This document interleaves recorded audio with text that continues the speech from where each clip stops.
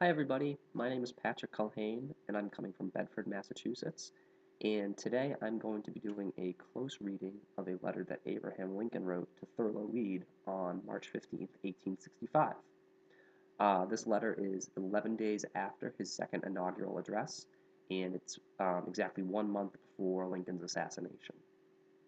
So, before I begin reading the letter, I'd like to just give a brief background of Thurlow Weed. Weed is a leading Whig and then Republican Party boss in the state of New York. He's also the chief editor and owner of the Albany Evening Journal. Um, Weed originally isn't too keen on Lincoln's Republican nomination for the Republican ticket in 1860. He originally backed William Seward and was pretty devastated when he didn't get the Republican ticket. It wasn't until after Weed and Lincoln had met face to face that Weed changed his mind. He described Lincoln as both practical and sagacious.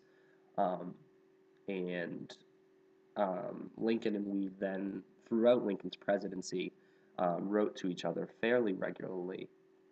And again, this letter that we're going to be seeing right now is taking place um, right after his second inaugural address. And Lincoln is actually going to be writing in response to a letter that Weed wrote to him congratulating him for his reelection. So Lincoln begins. My dear sir, everyone likes a compliment. Thank you for yours on my little notification speech and on the recent inaugural address. So we're just going to pause here briefly, just because there's a little bit of mystery going on. So in the letter that Weed originally wrote congratulating Lincoln, he makes no mention of the second inaugural address. And so there's either one of two things going on. Um, Either Lincoln, in like the hustle and bustle of his, I'm sure, busy presidential life, just didn't exactly remember what Weed was complimenting, so he just said both, or we're missing a letter that Weed wrote to Lincoln, and it's not part of the archives anymore.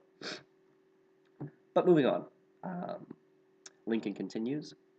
I expect the latter, meaning the second inaugural address, to wear as well as, perhaps better than, anything I have produced. But I believe it is not immediately popular. Men are not flattered by being shown that there has been a difference of purpose between the Almighty and them. To deny it, however, in this case, is to deny that there is a God governing the world. Now, this is really kind of the heart of the letter, and the reason why it's so interesting is because it really lays out and confirms a lot of the religious beliefs that Lincoln discussed in his second inaugural address. Um, Lincoln begins by stating that he thinks that the speech may have the most longevity of any speeches that he has given previously, and this is arguably true. I mean, it's up there with the Emancipation Proclamation and the Gettysburg Address. But he doesn't think that the crowd that he gave the speech to will probably, that he doesn't think that they probably enjoyed it. Um, and what Lincoln is referring to here, and which he continues to refer to in the next sentence, um, ties directly into that third paragraph of the second inaugural address, where he kind of goes into that preacher mode.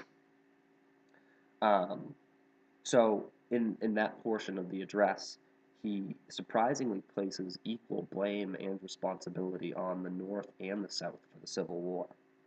And he goes even a step further and says that, the Civil War may not actually even be about just saving the Union or about abolishing slavery.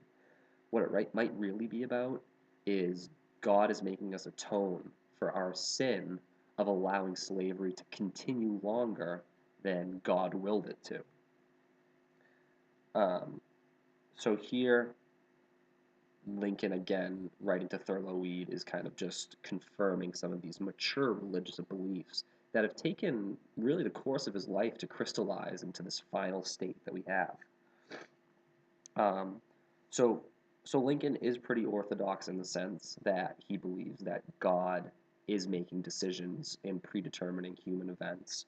Um, but unlike earlier when he was a younger man, God is no longer some abstract force that the change is now that God is this personal being that has a will of his own and that can be communicated to directly. This is really the big change for Lincoln, this idea of a personal, sovereign God. And now at this point in his thought process, if you deny the fact that God is personal, for him that's the same as denying that God rules over the world. And he continues on and finishes up the letter. It is a truth which I thought needed to be told, and as whatever of humiliation there is in it falls most directly on myself, but I thought others might afford for me to tell it. Yours truly, Abraham Lincoln. So there you have it. This letter, written only a month before his death, really lays out and confirms Lincoln's mature religious views and values that he, initially said in his second inaugural address. Um, I think that for anybody studying Lincoln, a man who kept a lot of these values and a lot of these beliefs um, really close and didn't believe in speaking about them publicly.